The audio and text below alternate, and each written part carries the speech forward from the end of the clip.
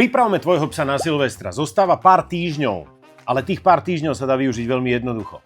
Budeš na to potrebovať zo pár vecí. Prvá vec je pelech od Redantu, lebo je naozaj kvalitný, mäkký, pohodlný. Okrem toho prázdnu plastovú fľašu z akéhokoľvek nápoja. Nehrá rolu.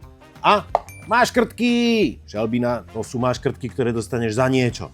A teraz idem psa zvykať na to, že sú okolo neho ostré zvuky a za to, keď to vydrží, prichádza odmena. Fľaška, jak sa lakla, ale dostáva odmenu, lebo zostala v pelechu. A idem znova. Super, a odmena. A ešte kľudne 20 krát. Odmena. Odmena. Perfektná. Tá fľaška, okrem toho, že vydáva silný zvuk, tak ešte robí aj tlakovú vlnu. A tá je podobná tomu, čo sa deje na Silvestra. Takže ukladaj video, zdieľaj, lajkuj. Ja neviem, niekomu ho pošli. Sprav čokoľvek.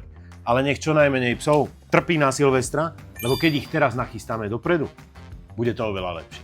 Čau, vidíme sa pri ďalšom.